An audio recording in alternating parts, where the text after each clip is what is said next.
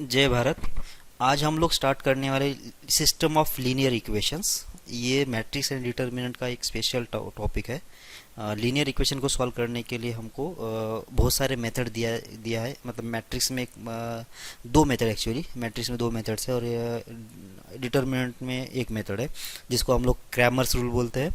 और मैट्रिक्स के अंदर जाएंगे तो उसमें एक इन्वर्स वाली एक मेथड अवेलेबल है और एक एडजॉइंट वाली मेथड, ये दो मेथड अवेलेबल है। वो तो हम लोग डिटरमिनेंट जब पढ़ेंगे और मैट्रिक्स जब पढ़ेंगे तब जाके देखेंगे, ठीक है। उसमें क्या है कि थोड़ा सा वो जो मेथड्स है वो लेंदी प्रोसेस है उनके, और मतलब प्रैक्टिकली वो थोड़ा सा मतलब कैलकुलेशन के लिए थोड़ा ज़्यादा पड़ेगा। तो इसलिए हम लोग क्या करेंगे कि एक दूसरी मेथड देख लेंगे जो कि उससे बहुत आसानी से प्रॉब्लम सॉल्व होंगे, ठीक है।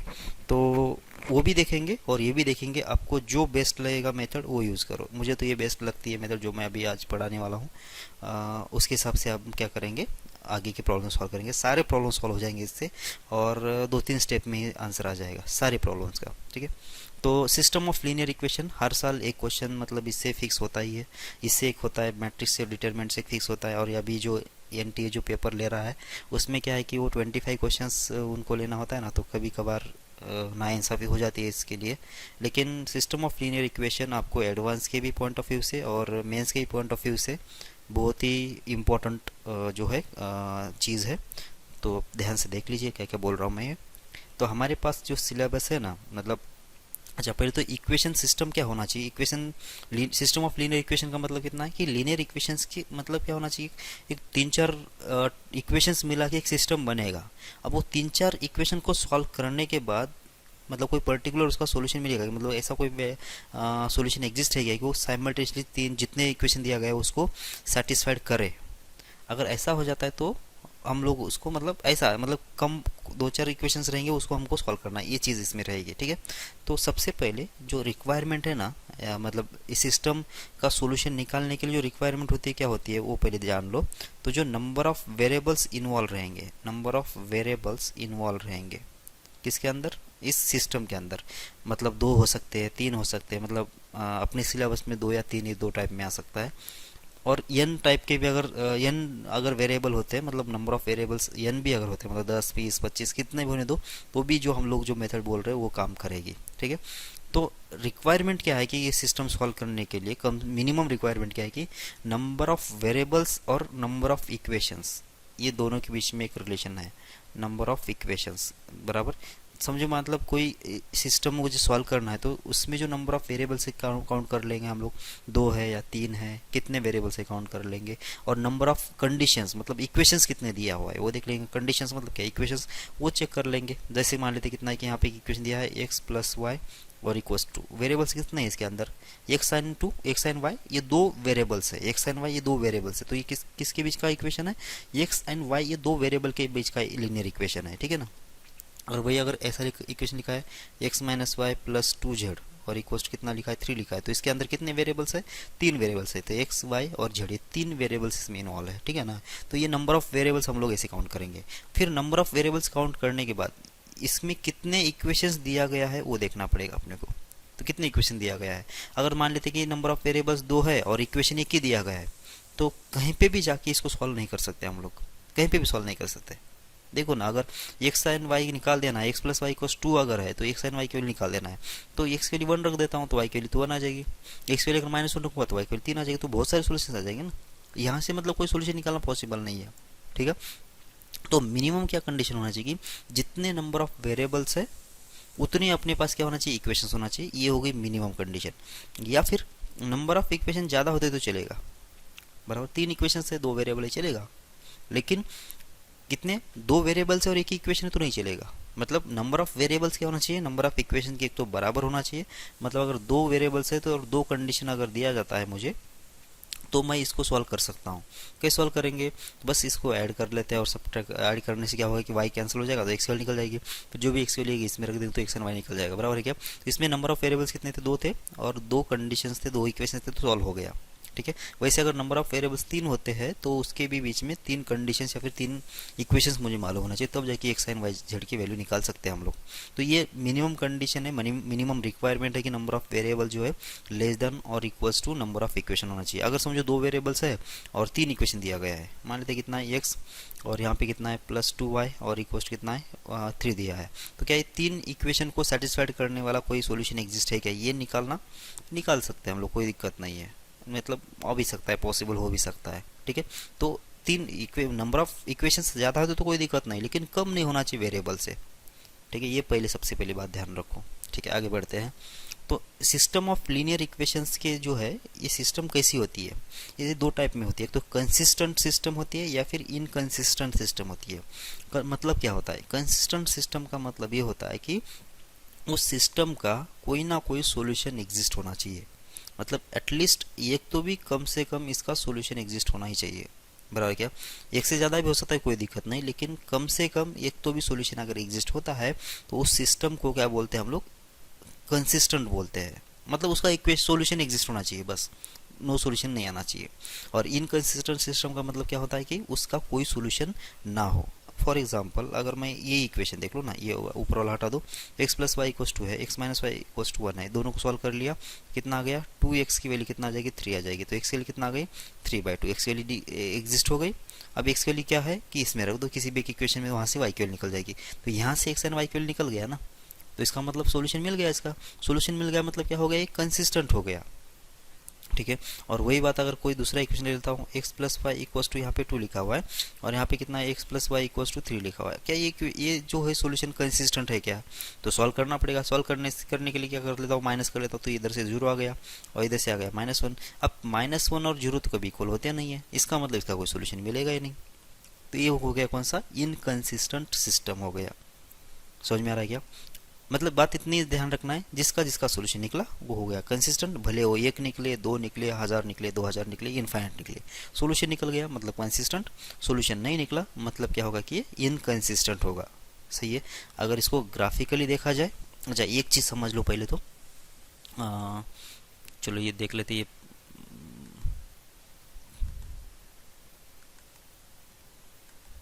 ठीक है। देखो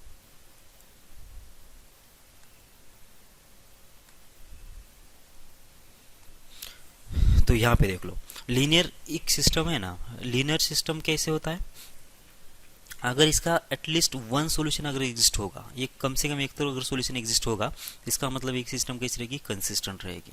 ये सही कैसी रहेगी, कंसिस्टेंट सिस्टम रहेगी, बराबर है क्या। और अगर इसका कोई सॉल्यूशन है ही नहीं तो ये सिस्टम कैसी है, इनकंसिस्टेंट सिस्टम है। बात यहीं पे खत्म होगी। अच्छा, कंसिस्टेंट सिस्टम में 2 टाइप के सॉल्यूशन एग्जिस्ट हो सकते हैं, कैसे, एक तो होता है यूनिक सॉल्यूशन या फिर इनफाइनाइट सॉल्यूशन, ठीक है।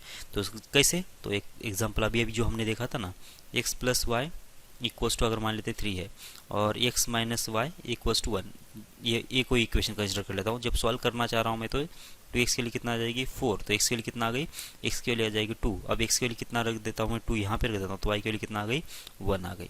तो इसका मतलब x की वैल्यू 2 और y की वैल्यू 1, ये एक ही पेयर जो है x एंड y का, वो इसको भी सेटिस्फाइड करेगा और इसको भी सेटिस्फाइड करेगा। अब इसके अलावा दूसरा कोई भी पेयर जो है x एंड y का, इन दोनों को सेटिस्फाइड नहीं करेगा और इसकी वजह से ये एक ही सोल्यूशन आ गया, इसलिए इसको हम लोग क्या बोलते हैं, यूनिक सोल्यूशन बोलते हैं, ठीक है। इसको बोलते हैं हम लोग यूनिक सॉल्यूशन, क्योंकि इसके अलावा कोई सॉल्यूशन है ही नहीं जो कि इसको सेटिस्फाइड करे, ठीक है। अब दूसरा एक एग्जांपल ले लेता हूँ मैं इधर, x + y और इक्वल्स टू कितना है 3 है और यहाँ पे कितना लेता हूँ मैं 2x + 2y और इक्वल्स टू कितना ले लेते हैं, मान लेते हैं कितना 6, ऐसा मान लेते हैं। अब इसको सॉल्व कर लेते हैं। सॉल्व करने के लिए क्या करना पड़ेगा, दोनों इक्वेशन को पहले तो बैलेंस करना पड़ेगा। जब मैंने इसको 2 से मल्टीप्लाई कर लिया, क्योंकि यहाँ पे 2 नहीं था, तो इसको बैलेंस करने के लिए x एंड y को पहले रिमूव करना पड़ेगा ना, किसी एक को रिमूव करना है। तो रिमूव करने के लिए अगर मुझे x को रिमूव करना है तो 2 से इसको मल्टीप्लाई करना पड़ेगा, 2 से इधर मल्टीप्लाई किया, 2 से इधर मल्टीप्लाई किया, और दोनों का जब सब्ट्रैक्शन कर लेता हूँ तो होगा क्या कि इधर भी 0 आ जाएगा और इधर भी 0 आएगा। इसका मतलब क्या हुआ कि यहाँ पे जो सोल्यूशन है, ये जो इक्वेशन बैलेंस होने के लिए मुझे x की कोई पर्टिकुलर वैल्यू की ज़रूरत नहीं है, तो हमेशा सेटिस्फाइड हो रहा है। इसका मतलब यहाँ पे x के लिए मैं 1 रखूँ तो भी इसका सोल्यूशन होगा, x की वैल्यू 1 रखो, y की अकॉर्डिंग वैल्यू निकाल दो, x की वैल्यू 2 के हिसाब से y की कोई ना कोई अकॉर्डिंग वैल्यू आ जाएगी। मतलब यहाँ पे बहुत सारे सोल्यूशंस मिलेंगे, मतलब ग्राफिकली अगर देखना है ना, या फिर इसको अगर देखना है तो ये x plus y equals to 3 क्या था, कि स्ट्रेट लाइन था, ऐसा मान लेते हैं कि स्ट्रेट लाइन है, ठीक है। अब दूसरा 2x plus 2y equals to 6, ये क्या है, वो भी एक स्ट्रेट लाइन है और ये इसी के ऊपर आ रहा है, बराबर क्या है।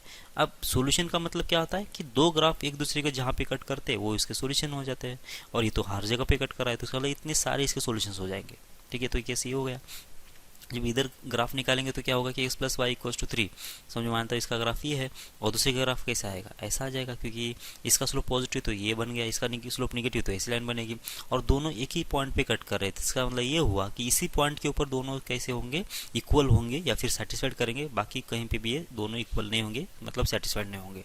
तो ऐसी सिचुएशन भी पॉसिबल होगी और ऐसी सिचुएशन भी पॉसिबल होगी, ठीक है। तो ऐसे सिचुएशन को तो उन्होंने क्या बोला कि इसमें यूनिक सॉल्यूशन आएगा बोला, और ऐसे सिचुएशन में क्या बोला कि उन्होंने इनफाइनाइट सॉल्यूशन बोला, बराबर कि ये ओवरलैपिंग लाइंस है ना, इसलिए।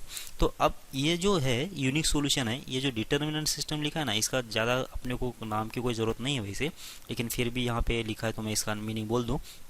तो यूनिक सॉल्यूशन का मतलब इतना था कि जिसमें हम लोग सॉल्यूशन पक्का बोल सके। डिटरमिनेंट का मतलब कितना, डिटर्मिनिस्टिक मतलब क्या, जिसका अपने को कुछ बारे में उसके बारे में बोलना आ जाना चाहिए। तो यहाँ पे तो क्या है कि यूनिक सॉल्यूशन है, मतलब हमने उसका सॉल्यूशन तो बोल दिया ना कि कितना आया, x वैल्यू 2 और y की वैल्यू 1, ये इसका सॉल्यूशन है, इसके बाहर तो कुछ है नहीं। तो ये तो डिटर्मिनिस्टिक सिस्टम हो गया, मतलब इसको बोलेंगे डिटर्मिनेंट सिस्टम। और यहाँ पे जब इनफाइनाइट सॉल्यूशन है ना, आप देख लो x की वैल्यू 1 रखो उसके हिसाब से y की वैल्यू कुछ ना कुछ आ जाएगा, अब x की वैल्यू 2 रख दो तो इसके हिसाब से y की वैल्यू कुछ ना कुछ आएगा। तो इसके अंदर ये तो क्या करेगा कि मतलब वो तो यहाँ पे बहुत सारे वैल्यूज आएंगे, तो ये तो हम लोग बोल ही नहीं सकते ना कि कौन सी पर्टिकुलर सॉल्यूशन इसका है, इसमें तो इनफाइनाइट सॉल्यूशंस है। तो ये इसको बोलते हैं हम लोग इनडिटर्मिनेंट सिस्टम। ऐसे इन नाम का ज़्यादा यूज़ नहीं है, फिर भी आपको थोड़ा याद रखो तो अच्छी बात है वैसे, ठीक है। लेकिन ये कहीं एग्जाम में पूछा नहीं जाता है, यहाँ ये कंसिस्टेंट लेकिन पूछा जाता है कि कंसिस्टेंट सिस्टम क्या होता है, इनकंसिस्टेंट सिस्टम क्या होता है, और ऐसे कोई इक्वेशन दिया जाएगा आपको और एक कंसिस्टेंट है तो सॉल्यूशन कंसिस्टेंट है या नहीं ये बोला जाएगा, या फिर इसमें कोई वेरिएबल रहेगा वो फाइंड आउट करना है कि ये कंसिस्टेंट सिस्टम है तो उस वेरिएबल का वैल्यू निकालो, ऐसे क्वेश्चंस बनते हैं, ठीक है। तो ये कंसिस्टेंट और इनकंसिस्टेंट आपको समझ में आना चाहिए। अब नो सॉल्यूशन का क्या सीन है, वैसे नो सॉल्यूशन कब आएगा, अभी इसी स्ट्रेट लाइन की बात कर लेते हैं। अब अगर समझो पहली लाइन अगर ऐसी है और दूसरी लाइन पैरेलली ऐसी है इसको, अब ये लाइन इसका इक्वेशन कैसा होगा, ये x प्लस बी वाई और इक्वल्स टू अगर c1 है ये, तो इसका लाइन कैसा होगा, इसका इक्वेशन क्या होगा कि दोनों लाइन अगर पैरेलल है तो इसका मतलब इसमें से कांस्टेंट में डिफर रहेगा। अब ये दोनों लाइन का अगर स्लोप सेम है, मतलब पैरेलल लाइंस है, और इसके कांस्टेंट में कोई डिफरेंस अगर आ रहा है, इसका मतलब ये दूरी भी इनके बीच में कुछ ना कुछ है। तो इसका मतलब ये दोनों लाइन्स अब कब इंटरसेक्ट कर सकते हैं, ये कभी भी इंटरसेक्ट नहीं करेंगे, ये कभी भी इंटरसेक्ट नहीं करेंगे। तो इसलिए क्या होता है कि इसका कोई सोल्यूशन मिलता ही नहीं मुझे, तो इसलिए क्या होगा, ये इनकंसिस्टेंट सिस्टम होगा। बात समझ में आ रही क्या आप लोगों को, ठीक है। तो हो गया कंसिस्टेंट और इनकंसिस्टेंट के बारे में। अब सिलेबस क्या है अपने इसका, जो लीनियर इक्वेशन सिस्टम है उसका सिलेबस कितना है। तो सिलेबस जो है अपने को दो वेरिएबल में दो इक्वेशन आ सकते हैं, दो वेरिएबल में दो इक्वेशंस, बराबर, number of equations equal number of variables, तो दो वेरिएबल दो इक्वेशंस। और दूसरी बात, दो वेरिएबल आ सकते हैं और तीन इक्वेशंस आ सकते हैं, दो वेरिएबल और तीन इक्वेशंस आ सकते हैं। और तीसरी बार 3 इक्वेशंस एंड 3 इक्वेशंस आ सकते हैं। बस इतने, मतलब ये 3 टाइप की अपने को प्रॉब्लम अपने जेडब्ल्यू के सिलेबस में है। दो वेरिएबल दो इक्वेशंस, दो वेरिएबल 3 इक्वेशंस और 3 वेरिएबल 3 इक्वेशंस, ठीक है, इतने इक्वेशंस। अच्छा, ये जब सॉल्यूशन आएगा तो क्या होगा कि इसके सॉल्यूशंस कैसे आते हैं। अभी जैसे हमने बोला, एक तो आएगा यूनिक सॉल्यूशन, या फिर आएगा इनफाइनाइट सॉल्यूशन, या फिर आएगा नो सॉल्यूशन, बराबर क्या। जैसे अभी हमने बोला था ना यहाँ पे कि इसके सॉल्यूशंस कैसे आते हैं, एक तो यूनिक आएगा, इनफाइनाइट आएगा, या फिर नो सॉल्यूशन आएगा, ठीक है। तो यूनिक सॉल्यूशन, इनफाइनाइट सॉल्यूशन और नो सॉल्यूशन, ये 3 टाइप के सॉल्यूशन आ जाते हैं, ठीक है। तो वही ये बोलना चाह रहा है कि सॉल्यूशन का जो नेचर होता है कैसे होता है, यूनिक होता है, इनफाइनाइट होता है, नो सॉल्यूशन होता है। और यूनिक में क्या होता है कि दो ग्राफ जो है सिंगल पॉइंट पे इंटरसेक्ट करना चाहिए, इनफाइनाइट में दो ग्राफ या दो लाइन जो भी होंगे वो एक दूसरे के ऊपर होना चाहिए, मतलब ओवरलैपिंग होना चाहिए, या फिर क्या बोलते हैं उसको, कौन साइड लाइन्स होते हैं ना, कॉन्सिडेंट लाइन्स कुछ होता है ना, ये सब कॉन्सिडेंट लाइन्स ये होते हैं ना, ये इसका मतलब भी क्या होता है, कॉन्सिडेंट लाइन्स का मतलब होता है कि ये दोनों ग्राफ दो लाइन एक दूसरे के ऊपर है, ऐसा कॉन्सिडेंट लाइन्स, ठीक है ना, ओके। और नो सॉल्यूशन में क्या होना चाहिए कि दो ग्राफ जो होंगे, दो लाइन जो होंगे कभी इंटरसेक्ट नहीं करेंगे, उसमें दो सॉल्यूशन, कोई सॉल्यूशन आएगा नहीं, ठीक है। अच्छा, इक्वेशन के टाइप्स हम लोग कैसे पढ़ने वाले हैं, तो देखो टाइप्स, जो इक्वेशन के जो टाइप्स है वो होता है दो टाइप में, हम लोग इसको पढ़ेंगे। एक तो होमोजेनियस इक्वेशन सिस्टम होना चाहिए या फिर नॉन होमोजेनियस इक्वेशन सिस्टम होना चाहिए। ये होमोजेनियस और नॉन होमोजेनियस क्या होता है इसके बारे में पहले बोल दूं मैं। होमोजेनियस इक्वेशन का मतलब होता है कि जितने भी इसमें टर्म्स होंगे, जितने भी मतलब कितने भी वेरिएबल आने तो कोई फर्क नहीं पड़ेगा, लेकिन जो टर्म्स होंगे, टर्म्स का मतलब क्या होता है समझ में आता है। ये एक्स एक टर्म हो गई, बी वाई एक टर्म हो गई, मतलब प्लस और माइनस से जो सेपरेट होते हैं ना, ये अलजेब्रिक जो एक्सप्रेशन है प्लस और माइनस से जो सेपरेट होता है उनको हम लोग टर्म्स बोलते हैं। तो वो सारे टर्म्स का जो पावर है वो सेम होना चाहिए। मतलब ये एक्स का मतलब जो वेरिएबल है उसका पावर कितना है, इसमें 1 है। बी वाई, वाई का पावर कितना है, 1 है। तो इसका भी पावर 1 है, इसका भी पावर 1 है। और बाकी अगर यहाँ पे कांस्टेंट हो जाता है तो कांस्टेंट का पावर कितना होगा, यहाँ पे तो कोई वेरिएबल है ही नहीं, तो कांस्टेंट का पावर हो गया 0। तो ये हो गया इसका पावर 1, इसका पावर 1 और कांस्टेंट का पावर कितना है, 0।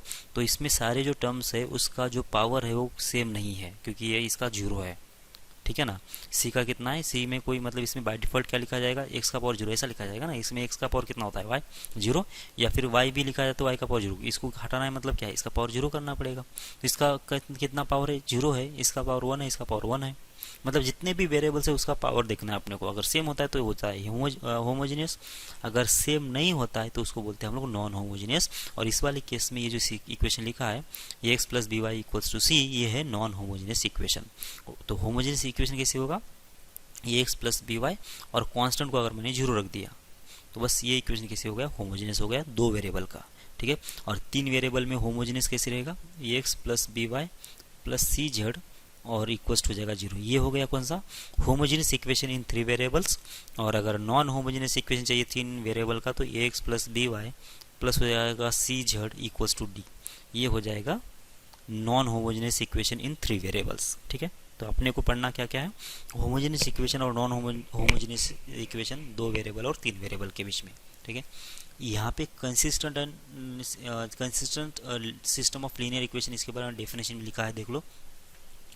ये क्या बोल रहा है कि एटलीस्ट वन सॉल्यूशन अगर होता है इस सिस्टम का तो इसको हम लोग कंसिस्टेंट बोलते हैं। और अगर सॉल्यूशन नहीं है, कोई भी सॉल्यूशन अगर नहीं है तो इसको हम लोग इनकंसिस्टेंट बोलते हैं। ठीक है।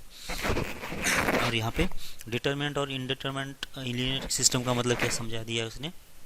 A system is defined as a determinate system if it has a unique solution. If it has more than one solution then it is said to be indeterminate। बराबर। तो इसका मतलब अगर दो एक से ज़्यादा सॉल्यूशन अगर है तो इसको बोलते हैं हम लोग इनडिटरमिनेट सिस्टम। और अगर एक ही सॉल्यूशन है तो इसको बोलते हैं हम लोग डिटरमिनेट सिस्टम। ठीक है। ओके, आगे बढ़ो। तो यहाँ पे तो हमने बोल दिया है, ये समझ लेते हैं अभी। होमोजेनियस सिस्टम है ऑफ टू अननोन्स, दो अननोन्स के बीच में अब होमोजेनियस सिस्टम देखना है। ठीक है। तो होमोजेनियस इक्वेशन का तो मतलब समझा दिया हमने, क्या होना चाहिए, कांस्टेंट जो है वो 0 होना चाहिए। कांस्टेंट अगर 0 हो गया तो इसका मतलब होमोजेनियस इक्वेशन हो जाएगा। तो जैसे कि यहाँ पे लिखा है a1x प्लस b1y इक्वल्स 0 और a2x प्लस b2y इक्वल्स 0। ठीक है। अब इसको हम जब प्लॉट करते हैं, अभी इसको अगर इसका ग्राफ अगर प्लॉट करेंगे तो लीनियर इक्वेशन का तो एक लाइन इसमें मतलब नाम में आ गया कि लीनियर है। तो ये अगर homogeneous system homogeneous linear equations अगर है तो इसका जो ग्राफ बनेगा ना ये हमेशा ही ओरिजिन से पास करेगा। हमेशा ही ग्राफ जो होगा ओरिजिन से पास करेंगे, क्योंकि ओरिजिन जो है इसको हमेशा क्या करेगा, सेटिस्फाइड करेगा। तो इसका जो ग्राफ्स है दो पॉसिबिलिटी है ग्राफ बनने की। कैसे, एक समझ में आता है कि ऐसा कोई ग्राफ बन गया इस टाइप का, एक स्ट्रेट लाइन अगर ऐसी होती है, दूसरी लाइन कैसी बनेगी, ऐसा बन सकती है। बराबर। मतलब ये दोनों अगर कट करेंगे तो कहाँ पे करेंगे, सिर्फ ओरिजिन पे कट करेंगे, बाकी कहीं पे कट करेंगे नहीं। ठीक है। क्योंकि बाकी तो कट करने का चांस है ही नहीं वैसे भी। मतलब दो इक्वेशन ओरिजिन से पास करने वाले हैं तो ओरिजिन तो हमेशा सोल्यूशन रहेगा ही रहेगा। ठीक है। तो पहली सिचुएशन तो ऐसी रहेगी। अब दूसरी सिचुएशन क्या होगी कि अगर समझो ये होगा एक्स एक्सिस, वाई एक्सिस और एक्स एक्सिस, तो हमारा जो दो लाइंस जो होंगे, दो लाइन शायद ऐसा होता है कि ये एक लाइन ऐसी बना दिया हमने ना, पहली लाइन ये हो गई और दूसरी लाइन भी क्या हो सकती है, ये तो ओरिजिन से तो पास कर रहा है तो बात बराबर है, लेकिन दूसरी लाइन भी क्या होगी कि इसके ऊपर ही ओवरलैप हो सकती है, इसके ऊपर ही आ सकती है, ऐसे इसके ऊपर से पास कर सकती है। मतलब क्या हुआ कि दोनों लाइन तो ओरिजिन से तो पास कर रहे हैं। अब दोनों लाइन सेम लाइन बन सकते हैं या फिर दोनों अलग अलग बन सकते हैं।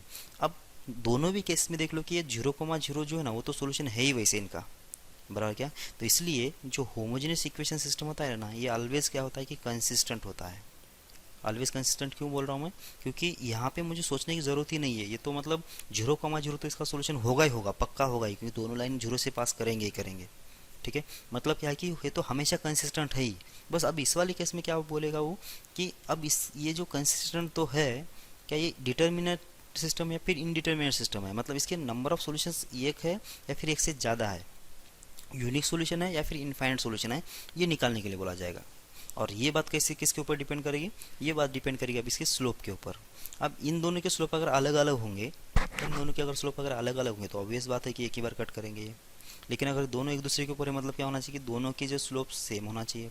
तो दोनों के स्लोप सेम हो गए और कांस्टेंट अगर 0 हो जाता है, दोनों के स्लोप अगर सेम हो गए और कांस्टेंट अगर 0 हो जाता है, इसका मतलब ये हुआ कि वो जो सिस्टम है कैसे इनडिटर्मिनिस्टिक है और इसके नंबर ऑफ सॉल्यूशंस बहुत सारे आएंगे।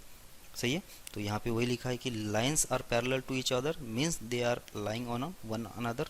और ऐसे वाले केस में क्या होगा कि इसके जो नंबर ऑफ सॉल्यूशंस आएंगे कितना आएंगे, इनफाइनाइट आएंगे। और अगर लाइंस अगर पैरेलल नहीं है, लाइंस अगर पैरेलल नहीं है तो इसका एक ही सॉल्यूशन आएगा 0,0। सही है, और इसको हम लोग यूनिक सॉल्यूशन बोलेंगे। अच्छा, आगे चल के हम लोग टर्म पढ़ेंगे ट्रिवियल सॉल्यूशन, एक टर्म पढ़ेंगे जो कि किस में आएगा, 3 वेरिएबल वाले केस में बहुत ज़्यादा आएगा। ट्रिवियल सॉल्यूशन क्या होता है, तो ट्रिवियल सॉल्यूशन का मतलब क्या होता है कि जैसे कि होमोजेनियस इक्वेशन सिस्टम है तो इसमें कांस्टेंट की वैल्यू होती नहीं है। कांस्टेंट की वैल्यू नहीं होती, इसका मतलब ये हुआ कि जो इक्वेशन होगा वो 0,0 से हमेशा ही पास करेगा। 0,0 जो होगा उसका हमेशा सॉल्यूशन होगा, मतलब उसको सॉल्व करने की ज़रूरत ही नहीं है। तो उस सॉल्यूशन को हम लोग क्या बोलते हैं कि ट्रिवियल सॉल्यूशन बोलते हैं, जिसमें अपने को सॉल्व करने की ज़रूरत पड़ती नहीं है और वो देखते ही हम पता कर सकते हैं या फिर पता चलता है हमको कि मतलब 0,0,0 ये सॉल्यूशन उसका होता है, तो उसको हम लोग क्या बोलेंगे, ट्रिवियल सॉल्यूशन। बराबर, तो 0,0 क्या है इसकी, इस वाले केस में ट्रिवियल सॉल्यूशन है, क्योंकि ये हमेशा ही सेटिस्फाइड कर रहा है मुझे, इसके कोएफिशिएंट के ऊपर डिपेंड नहीं कर रहा है कि A1 कितना है, B1 कितना है, A2 कितना है, B2 कितना है, इसके ऊपर कोई डिपेंड नहीं कर रहा है कि ये 0,0 इसका भी सोल्यूशन है और इसका भी सोल्यूशन है, इसलिए इसको क्या बोल रहे हैं हम लोग, ट्रिवियल सॉल्यूशन बोल रहे हैं। ठीक है, ओके। और ये वाले सॉल्यूशंस, ये अब इस वाले केस में तो एक ही सॉल्यूशन पॉसिबल है जो कि ट्रिवियल है। अब अगर नॉन ट्रिवियल सॉल्यूशन अगर पॉसिबल किस वाले केस में होंगे, फिर जब दो लाइन अगर पैरेलल होते हैं तो।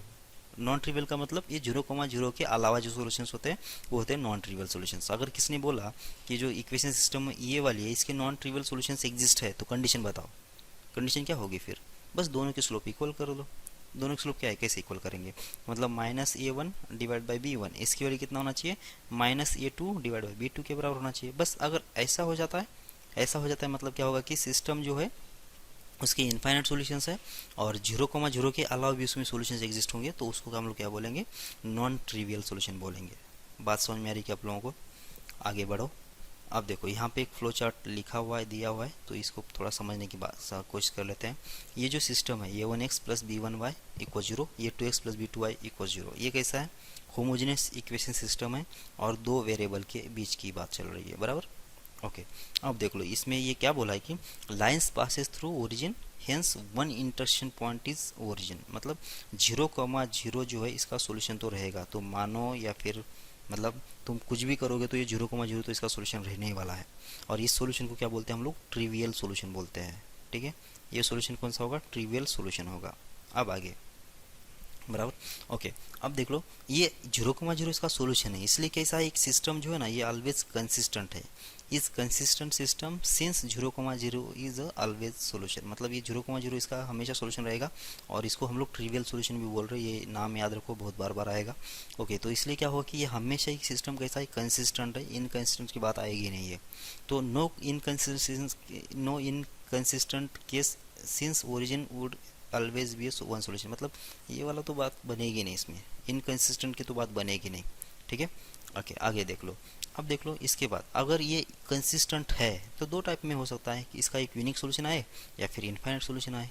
मतलब दो लाइन एक तो ऐसे ओरिजिन पे कट करे या फिर इनफाइनाइट जगह पे, मतलब एक दूसरे के ऊपर रहेंगे और जो ओरिजिन से पास करे, तो ये भी केस पॉसिबल है और ये भी केस पॉसिबल, तो उसके बारे में बात कर रहे हैं हम लोग। तो क्या this system is determinate, determinate का मतलब कितना होता है कि इसमें एक ही सोल्यूशन आना चाहिए, यूनिक सोल्यूशन आना चाहिए। यूनिक का मतलब क्या होता है कि 0,0, क्योंकि इसमें तो यूनिक सोल्यूशन आने का चांस क्या है कि 0,0 है, बस एक ही सोल्यूशन आ जाए, मतलब दो लाइन पासिंग थ्रू ओरिजिन तो रहे लेकिन सिर्फ ओरिजिन से पास करे, बाकी कहीं से मतलब ओरिजिन से पास करे और बाकी तो कहीं पे भी इंटरसेक्ट नहीं करे, मतलब इन दोनों के स्लोप अलग अलग होना चाहिए। ठीक है ना। तो वो उसके लिए क्या होना चाहिए कि lines with unequal slopes would cut only in the origin, slopes are unequal means delta not equals to zero. मतलब ये जो डेल्टा लिखा है a1 b1 a2 b2, ये a1 b1 a2 b2 कहाँ से आया, जो पहला इक्वेशन है ना उसके कोएफिशिएंट्स हमने लिख लिया। ठीक है, a1 b1 ये पहला रो, फिर दूसरा रो क्या है a2 b2 ये दूसरा रो। तो ये पहले रो में क्या लिखेंगे a1 b1 और दूसरे रो में लिखेंगे a2 b2 बराबर। तो इस डेल्टा, ये होता है डेल्टा, ये डेल्टा होता है। अब इसकी वैल्यू कितना है वो देख लो। अगर ये जीरो होता है तो इसका मतलब ये हुआ, इस ये जीरो अगर होता है तो इसका मतलब ये हुआ कि सिस्टम जो है डिटर्मिनिस्टिक होगी। ये जीरो होने का मतलब दोनों स्लोप जो होंगे m1 और m2 दोनों इक्वल होंगे। ये जीरो होने का मतलब क्या होता है कि m1 और m2 दोनों इक्वल होंगे। अगर ये दोनों इक्वल नहीं है, ये दोनों इक्वल नहीं है, इसका मतलब ये होता है कि दोनों जो लाइन है ये पैरेलल नहीं है। और उस वाले केस में क्या होगा कि सिस्टम जो होगा डिटर्मिनेट होगा, मतलब इसका एक ही सॉल्यूशन मिलेगा। ये जो डेल्टा वाला है ये तो डिटर्मिनेंट का पार्ट है वैसे, तो अभी इसके बारे में ज़्यादा सोचो नहीं। हम लोग वैसे भी क्रैमर्स रूल हम लोग नहीं पढ़ रहे। बस आपको यहाँ पे क्या समझ लेना है कि कंसिस्टेंट और इनकंसिस्टेंट सिस्टम का मतलब क्या होता है, ट्रिवियल सॉल्यूशन का मतलब क्या होता है, ये समझ लेना है। फिर से एक बार मैं बोल रहा हूँ कि कंसिस्टेंट सिस्टम मतलब होता है कि कम से कम एक तो भी सॉल्यूशन एग्जिस्ट होना चाहिए, चाहे वो यूनिक हो या फिर इनफाइनाइट हो। दोनों भी केस में सिस्टम जो होता है कंसिस्टेंट ही होता है। ठीक है, इनकंसिस्टेंट का मतलब क्या है कि उसका सॉल्यूशन मिलना ही नहीं चाहिए, मतलब कोई ऐसा एक्स वाई का पेयर पॉसिबल नहीं जो कि दोनों को सेटिस्फाइड करे ऐसा। ट्रिवियल का मतलब कितना होता है, जब होमोजेनस के अंदर जाएंगे हम लोग, होमोजेनस इक्वेशन सिस्टम के अंदर जाएंगे तो जो कांस्टेंट तो उसमें होता ही नहीं है। कांस्टेंट नहीं है मतलब दोनों लाइन हमेशा ओरिजिन से पास करेंगे। इसका मतलब अगर वो दोनों लाइन पैरेलल है तो ओरिजिन से पास होने के साथ साथ हर जगह पे एक दूसरे को कट करेंगे। ठीक है, तो जो ओरिजिन के अलावा जो सॉल्यूशन होते हैं वो होते हैं नॉन ट्रिवियल सॉल्यूशन, और सिर्फ जो ओरिजिन होता है उसको बोलते हैं हम लोग ट्रिवियल सॉल्यूशन। अगर आपको किसी ने बोला कि a1x plus b1y equals to zero, a2x plus b2y equals zero, ये इसके जो सॉल्यूशंस एग्जिस्ट है क्या, ये तो हमेशा कंसिस्टेंट है, वो तो बराबर है, तो इसमें ट्रिवियल सॉल्यूशन 0,0 रहेगा ही बराबर। और किसी ने बोला कि ये इसके नॉन ट्रिवियल सॉल्यूशन भी एग्जिस्ट है, ये बोलने का मतलब क्या है कि दोनों लाइन एक दूसरे के ऊपर ही है। तो उसके लिए हम लोग क्या करेंगे, फिर दोनों का स्लोप कंपेयर करेंगे। तो m1 इक्वल्स टू m2 करेंगे तो अपने को ये कंडीशन ही मिल जाएगी वहाँ से ही। ठीक है, ओके आगे बढ़ते हैं। ओके, अब non homogeneous system of two unknowns, इसमें क्या होगा कि जब c1 और c2 की वैल्यू अगर जीरो नहीं है, दोनों के दोनों अगर जीरो नहीं है, ऐसा नहीं कि मतलब c1 की वैल्यू जीरो हो सकती है, कोई दिक्कत नहीं, मतलब एट ए टाइम दोनों के दोनों जीरो नहीं होना चाहिए, तब जब क्या होगा कि जो सिस्टम है उसको हम लोग बोलेंगे नॉन होमोजेनियस सिस्टम। ठीक है, अब इसके जो सॉल्यूशंस आएंगे कैसे आएंगे देख लो। पहला तो सॉल्यूशन कितना आ सकता है, यूनिक। यूनिक कब आएगा, वैसे तो देखने में तो लग रहा है आपको कि ये स्ट्रेट लाइन ही है, वैसे a1x plus b1y equals c1, ये तो स्ट्रेट लाइन है ना, तो इसका एक ही सोल्यूशन चाहिए अपने को। तो मान लेता हूँ कि पहला लाइन जो है ना ये वाला है a1x प्लस b1y और इक्वल्स कितना होगा c1, ये होगा पहला लाइन। दूसरा लाइन कैसा, मान लेता हूँ कि ऐसा अगर लिया है ये वाला, तो ये दोनों एक दूसरे पे कहाँ पे कट कर रहे हैं, एक ही पॉइंट पे कट कर रहे हैं, ये 2x प्लस b2y और होगा ये c2 इक्वल्स टू c2 होगा। ठीक है ना, ऐसे। अब ये दो स्ट्रेट लाइन जो है एक दूसरे को कितनी बार कट कर रहे हैं, एक ही बार कट कर रहा है यहाँ पे। इसका मतलब क्या हुआ कि इसका एक ही सॉल्यूशन मिला। अब ये होने के लिए, ऐसा होने के लिए कि ये इसका एक ही सॉल्यूशन आने के लिए कंडीशन क्या होना चाहिए, तो कंडीशन ये होना चाहिए कि ये दोनों लाइन जो है ये पैरेलल नहीं होना चाहिए। पैरेलल नहीं है मतलब क्या, हर लाइन कभी ना कभी अगर एक दूसरे को पैरेलल लाइन नहीं होंगे तो एक दूसरे को कभी ना कभी कट करेंगे, क्योंकि प्लेन तो बहुत इनफाइनाइट तक जाएगा, तो कभी ना कभी जाके वो इंटरसेक्ट करेगा ही करेगा। ठीक है, कभी ना कभी। तो इसका मतलब क्या है कि जो दो नॉन पैरेलल लाइंस हमेशा इंटरसेक्ट नहीं होते, शायद ये पढ़ भी लिया होगा। तो इसका मतलब अपने को करना क्या पड़ेगा कि इसका स्लोप जो है वो एक अनइक्वल करना पड़ेगा, बस काम खत्म। तो पहले लाइन का स्लोप -a1/b1 इक्वल्स टू कितना आ जाएगा, -a2 डिवाइड बाई b2, बस हो गया ये। और ये दोनों कैसे होना चाहिए, अनइक्वल, ये दोनों इक्वल नहीं होना चाहिए। बस अब कंडीशन निकालना तो निकाल दो, कितना आएगा ये हो जाएगा a1 डिवाइडेड बाई ये b1, और ये किसके बराबर नहीं होना चाहिए, ये 2 डिवाइड बाई b2 के बराबर नहीं होना चाहिए। बस एक तो ऐसा लिखो इसको, या फिर लिखना है तो कैसे लिखो कि ये अपने अपने टर्म जो है एक साइड ले लो, तो a1 डिवाइडेड बाई a2 ये किसके बराबर नहीं होना चाहिए, b1 डिवाइड बाई b2 के बराबर नहीं होना चाहिए। ठीक है ना, मतलब क्या, यहाँ पे इक्वेशन से अगर देखना है तो इस जो x का जो कोएफिशिएंट का रेशियो है, x का जो कोएफिशिएंट का रेशियो है और y के जो कोएफिशिएंट का रेशियो है, अगर ये दोनों इक्वल नहीं होता है तब जाके जो इक्वेशन सिस्टम जो होती है वो यूनिक सॉल्यूशन देती है। बात क्लियर है क्या? बात समझ में आ रही है क्या? यूनिक सॉल्यूशन देने के लिए जो x का जो कोएफिशिएंट का रेशियो आएगा और y के जो कोएफिशिएंट का रेशियो आएगा वो इक्वल नहीं होना चाहिए। अब यूनिक सॉल्यूशन दे रहा है मतलब सिस्टम कैसे रहेगा? कंसिस्टेंट रहेगा। ये बात भी आपको समझ में आ रही है क्या? ये भी कंसिस्टेंट सिस्टम रहेगा, ठीक है। अब दूसरी बात, अब किसके लिए? Infinite solution. इनफाइनाइट सॉल्यूशन कब आएंगे? तो इनफाइनाइट सॉल्यूशन के लिए ज्योमेट्री पहले देख लेते हैं कि इनफाइनाइट सॉल्यूशन कब आने वाले हैं। तो मान लेते हैं कि पहली लाइन अगर ये है, ये कौन सी लाइन है? ए एक्स प्लस बी वाई और इक्वल्स टू सी, मतलब इसमें अगर ए को मैंने 1 बोल दिया, b1 बोल दिया और c1 बोल दिया, ये है मेरी पहली लाइन। और दूसरी लाइन कौन सी होगी? इसी के ऊपर होना चाहिए दूसरी लाइन भी। मतलब क्या होगा कि ये दोनों लाइन कैसे होना चाहिए? अगर कोइंसिडेंट लाइन्स है या फिर ओवरलैपिंग लाइन्स है, ये इसके ऊपर ही है ऐसा ना। तो इस वाले केस में दूसरा जो लाइन है, ये मैंने जो दूसरा बनाया उसका इक्वेशन ये 2x plus b2y equals to c2। अगर लाइन होता है तो सॉल्यूशन का मतलब तो आपको समझ में आता है। दो लाइन जहाँ पे भी इंटरसेक्ट करते हैं उसको सॉल्यूशन बोलते हैं हम लोग।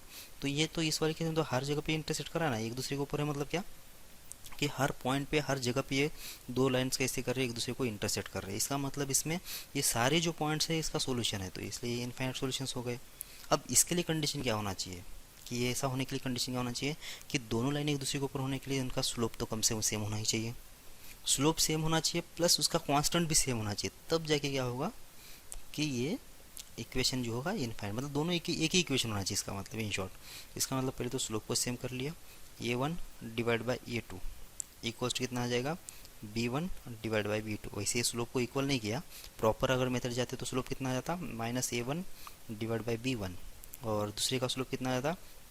Minus a2 divide by b2। वैसे तो माइनस माइनस दोनों तरफ से है तो कैंसिल ही हो गया। अभी a2 को इधर लेके आओ और b1 को उधर लेके जाओ तो ये कैंसिल बन जाएगा। a1 divide by a2 equals to b1 divide by b2। ये केस इतना बनेगा। अब इतना बनाने से काम नहीं चलेगा। क्यों नहीं चलेगा? क्योंकि जो तीसरा केस है नो सॉल्यूशन वाला, उसको भी हम लोग पिक्चर में लेके आते हैं, ठीक है ना। तीसरा सॉल्यूशन क्या है, केस कौन सा? नो सॉल्यूशन कब आएगा? नो सॉल्यूशन आने के लिए दो जो स्ट्रेट लाइंस है ये एक दूसरे को कभी भी इंटरसेक्ट नहीं करना चाहिए, ये बात चल रही है ना। तो ये पहली लाइन अगर होगी, दूसरी लाइन कैसा होना चाहिए? इसी को पैरेलल लाइन होना चाहिए। इसी को पैरेलल लाइन कभी भी इंटरसेक्ट नहीं करे इसी। तो इसका मतलब पहला लाइन अगर a1x प्लस b1y और इक्वल्स टू अगर c1 होता है तो ये दूसरा भी इक्वेशन क्या होना चाहिए? a1x प्लस b1y, क्योंकि इसका स्लोप तो सेम होना चाहिए, बस कांस्टेंट अलग आना चाहिए। अब इस वाले केस में क्या है कि दो लाइन अगर पैरेलल है तो क्या होना चाहिए? फिर यहाँ पे भी a1 डिवाइड बाई a2 और इक्वल्स टू क्या होना चाहिए? b1 डिवाइड बाई b2 होना चाहिए। अब ये जो केस है पैरेलल वाला, इसमें भी आ गया a1 divide by a2 equals to b1 divide by b2, और इसमें भी आ गया a1 divide by a2 equals to b1 divide by b2। मतलब इनफाइनाइट वाली केस में और नो सॉल्यूशन वाली केस में, दोनों भी वाली केस में जो स्लोप होगा दोनों लाइन का वो सेम होगा। तो डिफरेंस आएगा कहाँ पे? डिफरेंस आएगा ये कांस्टेंट में। अब कांस्टेंट का जब रेशियो निकाला और देख लिया कि इसका रेशियो कितना आया, अगर ये रेशियो, ये पहले जो रेशियो आ रहे थे ना, एक्स का जो कोएफिशिएंट था और वाई का जो कोएफिशिएंट था उसके बराबर ही होता है, तो जाके इसका मतलब क्या होगा? इसका मतलब हो जाएगा कि जो सिस्टम है इनफाइनाइट सॉल्यूशन दे रही है। और अगर इसका जो कांस्टेंट का रेशियो है c1 डिवाइड बाई c2, अगर इसका जो वैल्यू आ रही है या फिर इसका जो रेशियो आ रहा है, वो जो पहला जो दो रेशियो आ रहे थे एक्स का जो कोएफिशिएंट है, वाई का जो कोएफिशिएंट है, उसके बराबर अगर नहीं आता है तो ये नो सॉल्यूशन आ जाएगा। बात समझ में आ रही है क्या आप लोगों को? ठीक है, तो ये कंडीशन होना चाहिए। अब हम लोग एक प्रॉब्लम कर लेते हैं तो थोड़ा बहुत आपको आइडिया आ जाएगा। ठीक है, यहाँ पे एक प्रॉब्लम है, find a and b if the system of equation a square x minus by equals to a square minus b and bx minus b square y equals to 2 plus 4b has unique solution। Unique solution अगर है तो a and b की value कितना आएगी? Infinite solutions है तो a and b की value कितना आएगी? और नो सॉल्यूशन अगर है तो a and b की वैल्यू कितना आएगी? ये अपने को ढूंढना है। ठीक है, तो सबसे पहले यूनिक सॉल्यूशन के लिए बात कर लेते हैं। अब यूनिक सॉल्यूशन में क्या होना चाहिए कि इनके स्लोप जो है ना वो अलग अलग होना चाहिए, पहली बात। तो सबसे पहले यहाँ पे निकाल लेता हूँ मैं, चलो कोई बात नहीं, इधर कंडीशन मान लो। तो सबसे पहले कितना, एक्स का जो कोएफिशिएंट है ये कितना है? एक्स स्क्वायर है। नीचे एक्स का कोएफिशिएंट कितना है? वो तो बी के बराबर है। ओके, और वाई का जो कोएफिशिएंट है कितना है, माइनस बी है। नीचे नीचे कितना है, माइनस बी स्क्वायर है। ठीक है, अब ये दोनों अगर इक्वल नहीं है, इसका मतलब सॉल्यूशन इसके यूनिक आएंगे। सही है। इनफाइनाइट के लिए क्या होना चाहिए कि a square divided by b, a square divide by b equals to क्या होना चाहिए, minus b divide by minus b square. ये क्या हो गया, एक्स का कोएफिशिएंट, ये हो गया वाई का कोएफिशिएंट, और इसके बराबर ही कितना आना चाहिए, ये आ जाना चाहिए कांस्टेंट की value, A square minus B divided by 2 + 4b, ऐसा होना चाहिए। समझ में आ रहा है क्या। और नो सॉल्यूशन के लिए क्या कंडीशन होना चाहिए, नो सॉल्यूशन के लिए इनके स्लोप तो सेम होना चाहिए, a square divide by b equals to कितना आ जाएगा, minus b divide by B square. मतलब एक्स का जो रेशियो है कोएफिशिएंट का और जो वाई का जो कोएफिशिएंट का रेशियो है दोनों तो सेम होना चाहिए, लेकिन ये किसके बराबर नहीं होना चाहिए, इनके कांस्टेंट्स के बराबर नहीं होना चाहिए। मतलब a square minus b divide by 2 + 4b के बराबर नहीं होना चाहिए। समझ में आ रहा है क्या। बस इसको सॉल्व कर लो, इसको सॉल्व करने के बाद अपने को कंडीशन मिल जाएगी। ठीक है, तो सबसे पहले यूनिक के लिए यूनिक केस इसके यूनिक कंडीशन सॉल्यूशन के लिए देख लेते हैं।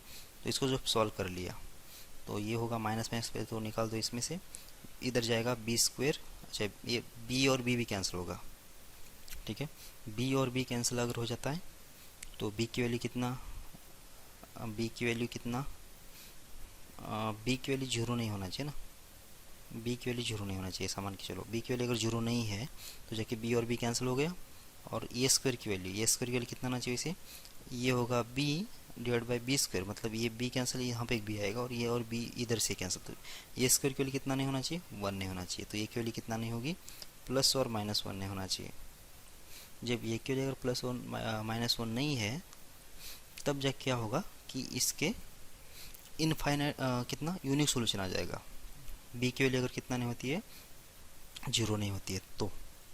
ठीक है, और अगर बी की वैल्यू जीरो हो गई तो, बी की वैल्यू जब जीरो हो जाती है तो देख लो कितना आ जाएगा। ओके, तो बी की वैल्यू कितना नहीं होना चाहिए, जीरो नहीं होना चाहिए था। और ए की वैल्यू कितना, प्लस और माइनस 1 नहीं होना चाहिए था। देख लो बी की वैल्यू जीरो जो है ना, अच्छा बी की वैल्यू अगर जीरो होती है समझो, क्योंकि यहाँ से हमने तो ये इसके डिवीजन में आया था ना, इसलिए हमने बी की वैल्यू जीरो नहीं बोला था। किसकी बात चल रही है, हमारी यूनिक सॉल्यूशन की। अगर बी की वैल्यू जीरो होती है तो इक्वेशन के साथ क्या हो रहा है वो देख लो। जो बी की वैल्यू अगर जीरो रख देता हूँ मैं, कहाँ पे, यहाँ पे, तो ये तो टर्म जीरो हो गया, ये भी टर्म जीरो और ये भी टर्म जीरो। मतलब कितना आ गया, इक्वेशन आ गया जीरो इक्वल्स टू 2 इस फॉर्मेट में। और ये तो कहीं पॉसिबल नहीं होता, इसका मतलब बी की वैल्यू कभी भी जीरो नहीं होना चाहिए। ठीक है ना। तो इसका मतलब मैं अभी ये लिख लेता हूँ नीचे। तो यूनिक सॉल्यूशन होने के लिए, ठीक है ना, केस फर्स्ट में क्या होना चाहिए कि बी की जो वैल्यू है वो होना नहीं चाहिए जीरो, और ए की जो वैल्यू है वो होना नहीं चाहिए प्लस और माइनस 1। ठीक है, और प्लस और माइनस 1 अगर हो जाता है तब जाके उसका, ए की वैल्यू प्लस और माइनस 1 अगर नहीं होता है और बी की वैल्यू अगर जीरो नहीं होती है तब जाके उसका यूनिक सॉल्यूशन आ जाएगा। ठीक है, अब सेकेंड केस की बात करते हैं। सेकेंड केस में जब इनफाइनाइट सॉल्यूशंस कब होंगे उसकी बात चल रही है। तो इनफाइनाइट सॉल्यूशंस होने के लिए ये तीनों के तीनों सेम होना चाहिए, इक्वल होना चाहिए। सबसे पहले तो इन दोनों को इक्वल कर दो, इन दोनों को इक्वल कर देते हैं। तो जैसे इसको इक्वल कर लिया तो क्या बन जाएगा, किसकी बात कर रहा हूँ मैं, सेकंड केस की बात कर रहा हूँ, यहाँ पे कर लेता हूँ। ठीक है, a square divided by b equals to कितना होना चाहिए, minus B divided by minus b square, और इक्वल्स टू कितना आ जाएगा, ए स्क्वायर माइनस बी और डिवाइडेड बाय कितना आएगा, 2 प्लस आ जाएगा 4 टाइम्स ऑफ बी। ऐसे तो ये तीनों के तीनों इक्वल होना ज़रूरी है। अच्छा, सबसे पहले तो बी की वैल्यू तो जीरो होगा ही नहीं, क्यों, क्योंकि अभी अभी हमने देखा बी की वैल्यू अगर जीरो होगी तो क्या होगा कि बहुत मतलब सत्यानाश हो जा रहा है, जीरो और 2 दोनों इक्वल नहीं आएंगे। ठीक है, तो इसका मतलब कितना होगा, ये बी तो जीरो नहीं होगा, बी जीरो नहीं होगा मतलब बी जहाँ पे भी हो उसको कैंसिल कर सकते हैं। जब ये पहले दोनों को सॉल्व कर लिया तो कितना आ गया, ए स्क्वायर की वैल्यू कितना आ जाएगी, 1 आ जाएगी। ये बात समझ में आ रही है आपको, बी और बी कैंसिल तो 1/b आया, ये बी और बी कैंसिल तो इसका मतलब कितना आया, ए स्क्वायर की वैल्यू 1 आ जाएगी। तो यहाँ से ए की वैल्यू कितना मिल गई मुझे, प्लस और माइनस 1 ये मिल गया। ए की वैल्यू कितना मिल गई, प्लस और माइनस, मतलब प्लस 1 और माइनस 1 ये दो वैल्यू बन सकते हैं। ठीक है, अब हम लोग निकालेंगे यहाँ से वैल्यू इधर से, तो ये तो कैंसिल हो गया, ये बी और बी कैंसिल हो गया। अब यहाँ पे रख दो, ए स्क्वायर की वैल्यू कितना है, ए स्क्वायर की वैल्यू तो 1 है, ए स्क्वायर की वैल्यू 1 है। तो अब इसको कंपेयर कर लो, ये लास्ट वाले के साथ किसको भी कंपेयर कर लो, चाहे तो आप इसके ऊपर इसके साथ कंपेयर कर लो या फिर इसके साथ कंपेयर कर लो, दोनों से ही कितना आ रहा है, ये इसकी वैल्यू तो 1 ही आएगी। कैसे देखो, बी और बी कैंसिल हो गया, बी और बी, अच्छा 1 नहीं आएगा। यहाँ पे भी देख लो, इसका भी वैल्यू तो 1 है और यहाँ पे भी तो बी और बी कैंसिल होने के बाद मतलब दोनों भी कितना आएगा, 1/a ही आएगा, 1/b आएगा। A square minus b divide by कितना आएगा, 2 प्लस आ जाएगा 4 टाइम्स ऑफ बी और इक्वल्स टू कितना हो जाएगा, 1/b। चाहे तुम इसके साथ कंपेयर करो या फिर इसके साथ कंपेयर करो, क्योंकि ए स्क्वायर की वैल्यू कितना है, जब यहाँ पे 1 रखूँगा तो 1/b होगा इधर भी, और इधर बी कैंसिल होने में 1/b आएगा, और यहाँ पे भी ए स्क्वायर के बदले में 1 रख दूंगा अभी, ठीक है। तो बस यहाँ से जो भी सोल्यूशन है इसका दूसरा निकल जाएगा। तो इस इक्वेशन को सॉल्व करना है मुझे, तो b को इस साइड लेके आया, b इंटू ए स्क्वायर की वैल्यू कितना है 1, क्योंकि हमने इधर से निकाला ना ए स्क्वायर की वैल्यू, तो 1 माइनस बी और इक्वल कितना आ जाएगा 2 प्लस आ जाएगा 4b, ठीक है। ओके, अब b और माइनस बी स्क्वायर होगा ये, और इक्वल कितना आ जाएगा 2 प्लस 4b आएगा। बस इस इक्वेशन को सॉल्व कर देना है। सबको उस साइड लेके गए, सबको उस साइड ले जाओ, तो ये इक्वेशन थोड़ा मैं इधर ही लिख लेता हूँ। तो बी स्क्वायर हो गया उधर जाके, और ये भी उधर चला जाए, कितना आएगा प्लस हो जाएगा 3b और +2 का +2 और इक्वल्स टू 0। और मुझे क्लियरली दिख रहा है कि यहाँ से b की वैल्यू कितना आने वाली है, -1 -2, ये दो सोल्यूशन आने वाले हैं, ठीक है। मतलब x की वैल्यू, a की वैल्यू कितना प्लस और -1 और b की वैल्यू कितना -1 -2। तो सबसे पहले जब a की वैल्यू कितना हो जाती है, +1 होती है, तो b की वैल्यू कितना आ जाएगी -1, एक पेयर बनेगा। a की वैल्यू जब 1 होगी तो b की वैल्यू कितना ले सकता हूँ मैं, -2 ले सकता हूँ। और जब a की वैल्यू -1 ले लेंगे तो b की वैल्यू कितना ले लेंगे, -1, और a की वैल्यू जब -1 ले लेंगे तो b की वैल्यू भी ले लेंगे -2, सही है। तो 4 ऑर्डर पेयर बन गई और a कॉमा b के, 1, -1, फिर 1, -2, फिर -1, -1 और बाद में -1, -2, सही है। तो ये 4 सॉल्यूशंस इसके बन जाएंगे, ठीक है। ये कब, इनफाइनाइट सॉल्यूशंस के लिए। और लास्ट में कैसा, नो सॉल्यूशन के लिए। नो सॉल्यूशन के लिए कंडीशन क्या बन रही थी, देख लो। कंडीशन बन रही थी ये दोनों तो इक्वल होना चाहिए, ये दोनों इक्वल होना चाहिए। इसका मतलब क्या, ये दोनों इक्वल, अगर नो सॉल्यूशन का मतलब कितना होना चाहिए कि उसका कोई सॉल्यूशन एग्जिस्ट नहीं होना चाहिए। तो ये b की वैल्यू 0 सफिशिएंट है, समझ में आ रही है बात। b की वैल्यू अगर 0 होगी तो सॉल्यूशन मिलेगा ही नहीं, ठीक है। एक तो ये भी होना चाहिए, b की वैल्यू 0 भी होना चाहिए, ओके। और b अगर 0 है तो बाकी इधर से निकाल लेंगे। b अगर 0 है तो एक सिंगल काफ़ी है, अगर b 0 नहीं है तो उसके लिए अलग से सॉल्व करना पड़ेगा मुझे। b अगर 0 नहीं है तब जाके क्या होगा कि इधर से तो हमने सॉल्व किया था, एक कितना आया था, ये स्क्वायर इक्वल टू 1, मतलब ये की वैल्यू कितना प्लस और -1 आया था, ठीक है। और इसको सॉल्व किया था तो कितना आया था, ये आ गया था -1 -2। अब ये दोनों अगर इक्वल नहीं है, ये दोनों अगर इक्वल नहीं है, इसका मतलब b का जो वैल्यू है, कितना नहीं होना चाहिए, -1 और -2 नहीं होना चाहिए। समझ में आ रही क्या बात आपको। तो थर्ड केस में जब नो सॉल्यूशन आएगा, नो सॉल्यूशन वाले केस में क्या आएगा, एक तो b इक्वल्स टू 0 बोल दो, काम खत्म। b की वैल्यू अगर 0 है तो बस इतना ही काफ़ी है, ये की वैल्यू कुछ भी रखो, कोई फर्क नहीं पड़ेगा अभी इसको, ठीक है ना। या फिर और क्या करेंगे हम लोग, b की वैल्यू अगर 0 नहीं है तब जाके ये की वैल्यू कितना होना चाहिए, ये की वैल्यू होना चाहिए प्लस और -1, तब जाके दोनों स्लोप सेम होंगे, ठीक है। तब जाके दोनों स्लोप सेम होंगे, और दोनों स्लोप सेम होने के बाद कांस्टेंट जो है वो होना चाहिए अलग अलग, और कांस्टेंट अलग अलग होने के लिए b की वैल्यू कितना नहीं होना चाहिए, ये -1 नहीं होना चाहिए और -2 नहीं होना चाहिए, बस ऐसे, ठीक है। अच्छा, ये b की वैल्यू अगर 0 होती है, दो लाइन तो पैरेलल बनेंगे नहीं, दो लाइन पैरेलल नहीं बनेंगे, बराबर क्या, मतलब इक्वेशन सिस्टम ही इनवैलिड बनेगा। ये केस अलग है, वैसे ये केस और ये केस को मिक्सअप नहीं करो। ये तो क्या है कि इस वाले केस में ये किसके लिए कंडीशन है, ये आगे जो लिखा रहा मैंने इसलिए निकाला कि दो स्ट्रेट लाइन है और पैरेलल स्ट्रेट लाइन्स है, तब जाके इसका सोल्यूशन नहीं मिलेगा। ये केस अलग है इसके सामने वाला, ये केवल प्लस और -1 होती है तो दो लाइन का स्लोप जो होगा सेम होगा, ऐसा होगा मतलब। और b की वैल्यू कितना -1 -2 नहीं होना चाहिए, मतलब इसके कॉन्स्टेंट्स अलग अलग होंगे। तो इसका मतलब ये हुआ कि इसका सोल्यूशन नहीं मिलेगा। और अगर b की वैल्यू अगर 0 होगी तो इसमें स्ट्रेट लाइन बच ही नहीं रहा, मतलब वो तो मतलब ऐसा हो रहा है कि 0 = 2 आ रहा है, मतलब लाइन की तो बात ही बनी नहीं रही यहाँ पे, ठीक है। और ऐसा भी अगर बनता है तो भी नो सोल्यूशन आ ही जाएगा ना, ठीक है। तो ये अलग केस है और ये अलग केस है, ठीक है, ओके। तो बस ये आपको समझ में आ रहा है क्या। यहाँ पे एक और क्वेश्चन दिया है, the number of values of k for which the system of equations k + 1 × x + 8y = 4k और kx plus k plus 3y equals 3k minus 1 has infinitely many solutions. बात सीधी सी है, क्या करना है कि आपको तीनों जो x का कोएफिशिएंट, y का कोएफिशिएंट और जो कांस्टेंट आएगा तीनों को कंपेयर करना पड़ेगा और तीनों को इक्वल करके उसका कितना वैल्यू आ रहा है, कितने नंबर ऑफ वैल्यूज आ रहे हैं वो देखना पड़ेगा तीनों इक्वल होने के लिए। ठीक है, तो सबसे पहले x का जो कोएफिशिएंट है पहले इक्वेशन का कितना है k प्लस 1 डिवाइड बाय दूसरे इक्वेशन का k x का कोएफिशिएंट कितना है k के बराबर है इक्वल्स टू y का कोएफिशिएंट कितना है 8 डिवाइड बाय नीचे कितना है y का कोएफिशिएंट k प्लस होगा 3 और इक्वल्स टू कितना आ जाएगा, यहाँ से आएगा 4k और डिवाइड बाय कितना होगा 3k माइनस 1। बस ये तीनों इक्वल होना ज़रूरी है। पहले इन दोनों को सॉल्व कर लेते हैं, बाद में इसको भी सॉल्व कर लेते हैं। तो कर लो सॉल्व, कुछ कैंसिल होगा क्या, कुछ कैंसिल तो होगा नहीं, तो सॉल्व करना पड़ेगा। तो k प्लस होगा 1 और इंटू होगा k प्लस 3 और इक्वल्स टू कितना आ जाएगा 8 टाइम्स k। सही है, तो 1 गया k स्क्वेयर प्लस हो जाएगा, अगर कोई दूसरी मेथड आपको मालूम है तो वैसे कर लो इसको, और यहाँ पे आएगा 8k। सही है, तो होगा k स्क्वेयर माइनस हो जाएगा शायद 4k और प्लस होगा 3 और इक्वल 0। तो यहाँ से k की वैल्यू कितना आ गई, k की वैल्यू आ जाएगी 1,3। सही है, -1 -3 इसके रूट्स बनेंगे। ओके, अब इन दोनों को कंपेयर कर लेते हैं। k की वैल्यू 1 और 3 पे क्या होगा कि दोनों इक्वल हो जाएंगे। अब इन दोनों को कंपेयर कर लेते हैं, तो इधर से कितना आ जाएगा, ये हो जाएगा 8 3 24 24 इंटू के माइनस हो जाएगा 8 और इक्वल्स कितना आ जाएगा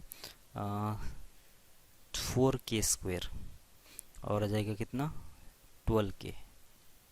ठीक है, सॉल्व कर लो अभी। ये होगा 4k स्क्वेयर और 24k इस साइड चला गया तो आ जाएगा -12k और कितना आ जाएगा -8 और इक्वल 0। -8 नहीं +8 होगा, तो 4 से डिवाइड कर दूँ क्या, तो k स्क्वेयर होगा माइनस हो जाएगा 3k और प्लस हो जाएगा 2 और इक्वल हो जाएगा 0। तो k की वैल्यू कितना आ गई, k की वैल्यू आ गई 1,2। ठीक है, यहाँ से k की वैल्यू आ गई 1,2। ओके, अब क्या कर लेते हैं, अब करना पड़ेगा, अच्छा ये इक्वल टू भी किया, b को c किया, अब ये दोनों भी इक्वल कब होंगे वो देखना पड़ेगा। सही है, तो शायद ज़रूरत है या नहीं पता नहीं, फिर भी कर लेते हैं हम लोग।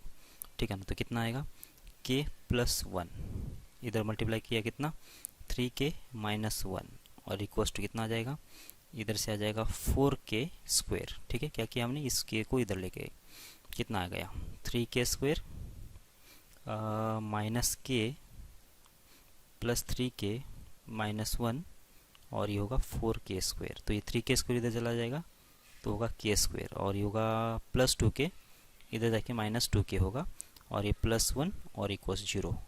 तो यहाँ से k की वैल्यू कितना आ गई 1,1, मतलब इक्वल रूट्स आएंगे 1,1।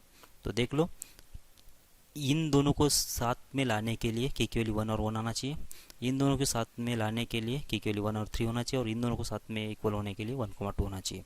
अब ये तीनों इक्वल होने के लिए जो कॉमन वैल्यू होगी ना वो इसका सोल्यूशन होगा। इसमें 1 है, इसमें भी 1 है और इसमें भी 1 है, बस यही इसका सोल्यूशन होगा। सही है ना, ठीक है, तो ये सोल्यूशन इसका हो जाएगा। ओके, आगे बढ़ते हैं। अब 3 इक्वेशन दिया गया है और मुझे 2 वेरिएबल के बीच में 3 इक्वेशन दे दिया और 2 ही वेरिएबल दे दिया समझो। तो अब इस वाले केस में कैसा करेंगे, 3 इक्वेशन है 2 ही वेरिएबल है। अब ये सिस्टम जो है कंसिस्टेंट है या नहीं है ये मुझे बताना है। तो सिचुएशन क्या क्या बन सकते हैं 3 इक्वेशंस के अंदर। सबसे पहले तो हो गई कैसे, ये एक पहली लाइन L1 और दूसरी लाइन क्या हो सकती है ऐसे, इसको कट करे। ठीक है ना, तो इसका मतलब पहली लाइन और दूसरी लाइन एक दूसरे को इंटरसेक्ट कर रहे हैं। अब तीसरी लाइन की जो पोजीशन है ना कैसे हो सकती है, एक तो इससे ही पास करे, इस पॉइंट से पास करे या फिर इसके बाहर से पास करे, बराबर। मतलब पहली लाइन ये, दूसरी लाइन ए और तीसरी लाइन जो है ये ऐसे। ठीक है, यहाँ पे क्या सिचुएशन है, यहाँ पे तो मुझे सॉल्यूशन मिल गया। ठीक है, यूनिक सॉल्यूशन बोल दो या फिर कंसिस्टेंट बोल दो। यूनिक ही आएगा वैसे, तीन लाइन अगर एक दूसरे के ऊपर है तब जाके इनफाइनाइट आएगा। तो इसमें क्या है कि कंसिस्टेंट सिस्टम होगा ये। ठीक है, और ये जो है इन 2 लाइन का सॉल्यूशन तो ये आ गया, इन 2 लाइन का सॉल्यूशन तो ये आ गया, इन 2 लाइन का सॉल्यूशन तो ये आ गया। तीनों को कोई सेटिस्फाइड करेगा क्या, तीनों लाइन को सेटिस्फाइड करने जैसा कोई भी एक सिंगल सॉल्यूशन नहीं है। तो इसका मतलब ये जो होगा ये होगा इनकंसिस्टेंट सिस्टम। समझ में आ रहा है आपको? तो कंसिस्टेंट सिस्टम होने के लिए क्या करना पड़ेगा आप लोगों को?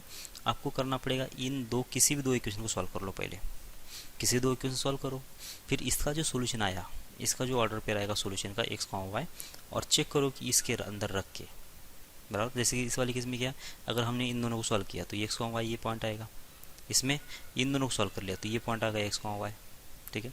अब चेक करो कि ये जो जिसको सॉल्व किया हमने, किसको सॉल्व किया, इस वाले को और इस वाले को सॉल्व कर दिया। अब x, y जो आया इन दोनों का सोल्यूशन है। अब ये इस सोल्यूशन इस तीसरे लाइन में रख के देख लो, अगर इसको सेटिस्फाइड कर देता है तो सिचुएशन तो ये बन जाएगी, बराबर, ये बन जाएगी। और अगर समझो ये सिचुएशन है, मतलब दो का सोल्व किया तो ये पॉइंट आ गया। अब ये जो पॉइंट है इस तीसरे लाइन में रख के देख लो अब इसमें, अब अगर इसको सेटिस्फाइड नहीं करती है, इसका मतलब क्या हुआ कि ये जो पॉइंट है इस लाइन के ऊपर है नहीं। अगर इसके ऊपर नहीं है मतलब सिस्टम कैसा होगा, इनकंसिस्टेंट हो जाएगा। सही है ना? तो ये जो सिचुएशंस आइडेंटिफाई करने के लिए आपको करना क्या पड़ेगा, आपको करना पड़ेगा सीधा सीधा एक डिटरमिनेंट निकालना पड़ेगा, ठीक है। डिटरमिनेंट में क्या होंगे, जो पहला इक्वेशन है उसके एंट्रीज होंगे, मतलब कोएफिशिएंट्स होंगे। यहाँ पे a1, फिर b1 और यहाँ पे होगा c1। फिर दूसरा रो में क्या होगा कि दूसरे इक्वेशन के कोएफिशिएंट्स, मतलब a2 और ये b2 और यहाँ पे आएगा c2। और तीसरे रो में क्या आएगा, तीसरे इक्वेशन के कोएफिशिएंट्स आएंगे, ठीक है, ये आएगा।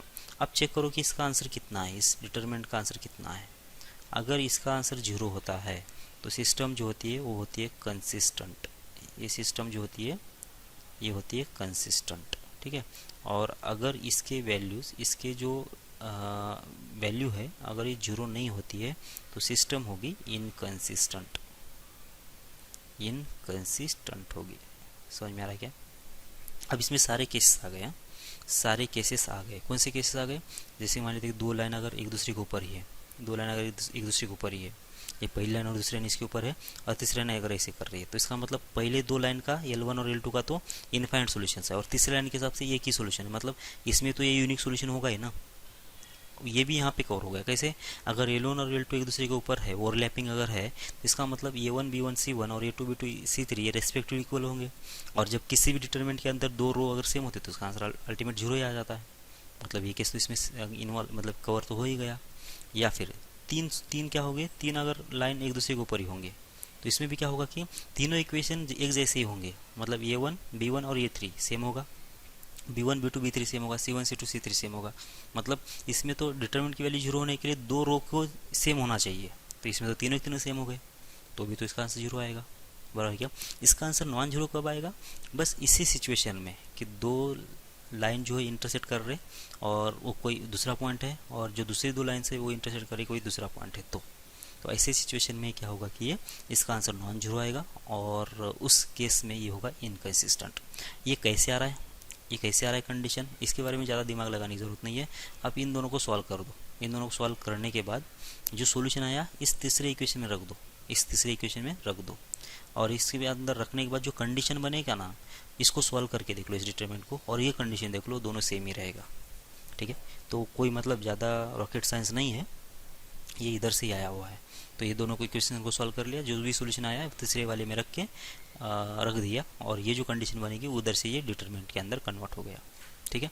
तो ज़्यादा ये नहीं है, हार्ड नहीं है। बस जब भी ये तीन इक्वेशन आ जाएंगे आपको करना क्या है कि बस इसके कोएफिशिएंट, ये जो कोएफिशिएंट्स है उसका डिटरमिनेंट ले लेना है और इसको 0 करके देख लेना है, मतलब उसकी वैल्यू निकाल के देख लेना है।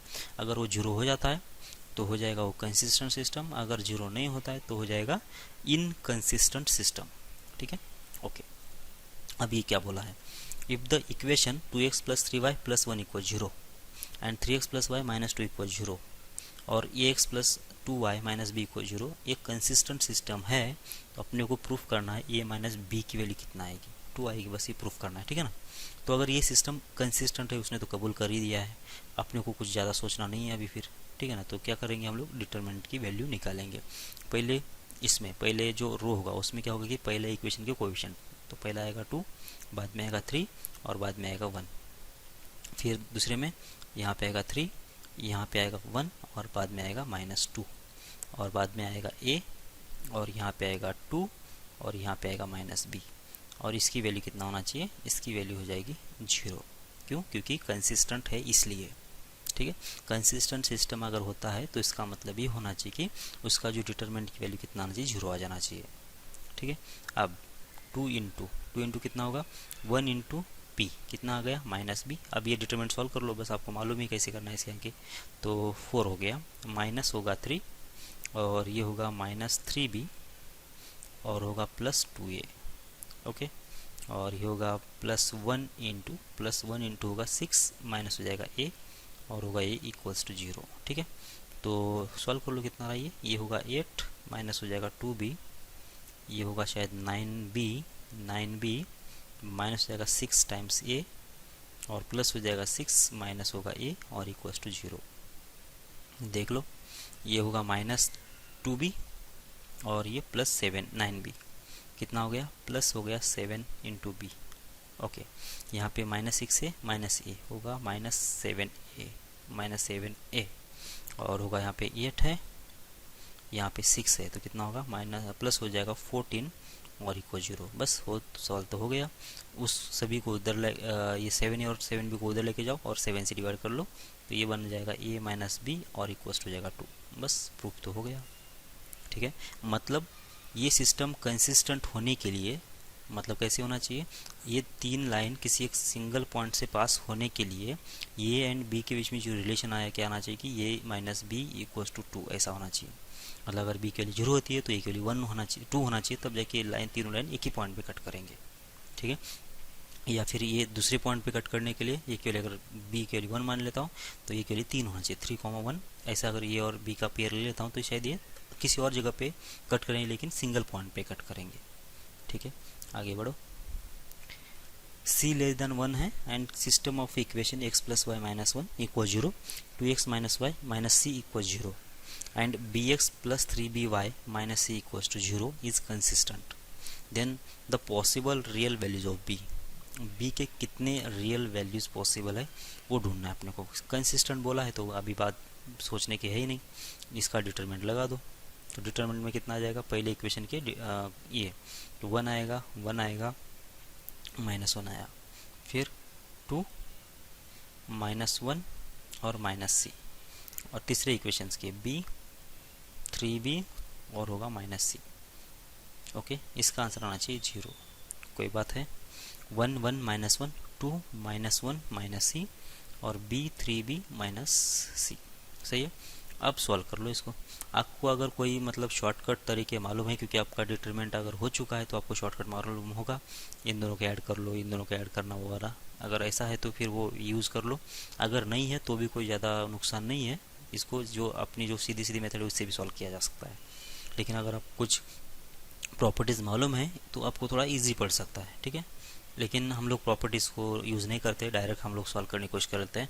-1 इंटू -c कितना आएगा, +c होगा और इधर से आ जाएगा +3 टाइम्स b इंटू c होगा। ठीक है। -1 टाइम्स, फिर कितना आएगा, माइनस होगा 2c, इन दोनों का प्रोडक्ट, और इधर से आएगा bc। ओके। -1 टाइम्स ये होगा कितना, 6 इंटू b और होगा कितना, प्लस हो जाएगा b और इक्वल्स हो जाएगा 0। ठीक है। कर लो सॉल्व। c प्लस हो जाएगा 3 टाइम्स bc और होगा ये प्लस होगा 2 टाइम्स c माइनस हो जाएगा bc और होगा -6b और होगा, अच्छा ये 7b होगा ना, सीधा सीधा -7b होगा क्योंकि ये 6b प्लस b होगा 7b और इक्वल्स हो गया 0। ठीक है। अब देख लेते हैं। अब अपने को क्या दिया है कि कंडीशन दिया था किसकी, c की कंडीशन कितना है, लेस देन 1 है। ठीक है। तो उसकी कंडीशन मालूम है, इसलिए मैं क्या कर लेता हूँ कि c की वैल्यू निकाल लेता हूँ। तो c कहाँ कहाँ पे, 1 2 3 4 जगह पे है, और वैसे भी ये कितना हो रहा है, इसमें जब c कॉमन ले लेंगे तो होगा ये 1, और अच्छा ये c और ये 2c तो होगा टोटल 3c, और इसमें से 3 बाहर c बाहर निकाल दिया हमने ऑलरेडी। और इसके बाद ये 3 times of bc minus bc कितना हो गया 2bc, और उसमें से कितना निकाला हमने, c तो बाहर निकाल दिया, तो यहाँ पे बचेगा 2b। ठीक है। तो ये बन गया, देख लो बराबर है क्या, ये होगा 3bc माइनस bc तो हो जाएगा 2bc, और c प्लस 2c कितना 3c, तो c बाहर निकालने के बाद बच गया कितना, बच गया 3 प्लस 2b। ओके। और इक्वल्स कितना जाएगा, 7b को तो उधर ले गए हम लोग, तो हो गए 7b। ठीक है। तो c की वैल्यू कितना आ गई अब, 7b डिवाइड बाय 3 प्लस हो जाएगा 2b। ये कंडीशन बन गई सी के लिए। ओके, और उसने सी की वैल्यू कितना बोला, सी तो लेस देन 1 बोला, ठीक है ना, सी लेस देन 1 बोला ना। ओके, तो अब सी अगर लेस देन 1 है तो इसका मतलब ये जो सी की वैल्यू यहाँ पे कॉपी कर लो। तो जब ये कॉपी करेंगे तो कितना 7 times B divide by 3 plus हो जाएगा कितना 2b लेस देन होगा 1। बस सॉल्व कर लो अब इसको, इस 1 को इधर लेके भेजेंगे। 7b डिवाइड बाय होगा कितना 3 टाइम्स हो जाएगा 2b माइनस होगा 1 और होगा लेस देन 0। सही है ना। तो कितना होगा ये होगा 7b माइनस हो जाएगा 3 माइनस हो जाएगा 2b डिवाइड बाय होगा 3 प्लस 2b और इसका आंसर चाहिए लेस देन 0। बराबर कितना हो गया देख लो, ये होगा 5 times b minus 3 divide by 2b plus होगा 3 और होगा लेस देन 0। बस नंबर लाइन ले लो। तो -3/2 ये क्रिटिकल पॉइंट है और 3/5 ये क्रिटिकल पॉइंट है। ठीक है, तो यहाँ पे आएगा प्लस, यहाँ पे आएगा माइनस, यहाँ पे आएगा प्लस, निगेटिव है मतलब ये सॉल्यूशन होना चाहिए कितना -3/2 से लेकर कहाँ तक 3/5 तक, ये इसका सॉल्यूशन होना चाहिए। बी बिलोंग्स टू इतना होगा। ठीक है, -3/2 से लेकर 3/5, बस ये सॉल्यूशन देख लो। -3/2 से लेकर कुछ गड़बड़ हुआ है क्या देखना पड़ेगा यार। कितना सॉल्यूशन आया हमारा -3/2 से लेकर 3/5 और ऑप्शन में कितना है, डी तो है ही वैसे। -3/2 से लेकर 4 दिया हुआ है, ये नंबर कितना बनेगा वैसे, ये तो 0 पॉइंट समथिंग बनेगा, मतलब 4 तक तो जाया ही नहीं रहा। तो 3 तो नहीं है, तो डी ऑप्शन देख लो अभी के लिए, या फिर कुछ कैलकुलेशन मिस्टेक है तो वो भी देखना पड़ेगा आपको। ठीक है, तो ऐसा बनना चाहिए। ओके, जय भारत, मिलते हैं अगली क्लास में। एक बार चेक ही कर लेते हैं यार इसको, कोई गड़बड़ तो नहीं हुआ ना। ओके, 1 1 -1 2 -1 माइनस सी और b 3b माइनस सी। ओके, ये होगा plus C plus 3bc। Okay, -1 -2c plus हो जाएगा bc, सही है भी, -1 3 दूनी 6b प्लस b। ओके, सही है। c plus 3 times of bc, सही है। Minus plus 2c minus bc, सही है। और -7b, ये भी सही है। तो होगा कितना ये 2bc और होगा 3c, c कॉमन ले लिया तो 3 प्लस होगा 2b। पता नहीं अभी मैं भी सही चेक कर रहा हूँ क्या, आप लोग अपने हिसाब से कर लो। 7b, तो c के लिए कितना है 7b divide by 3 plus 2b, बस सही है। ये भी c की वैल्यू लेस देन 1 है तो इसकी भी वैल्यू लेस देन 1 कर लिया हमने, सही है। 1 इधर आएगा तो -3 माइनस 2b, सही है ये भी। तो होगा 5b माइनस 3, सब कुछ सही लग रहा है। तो ये डी के ऊपर चले जाओ। ठीक है, अब बाकी अगर कोई गलती है तो देख लो। ओके, जय भारत, मिलते हैं अगली क्लास में।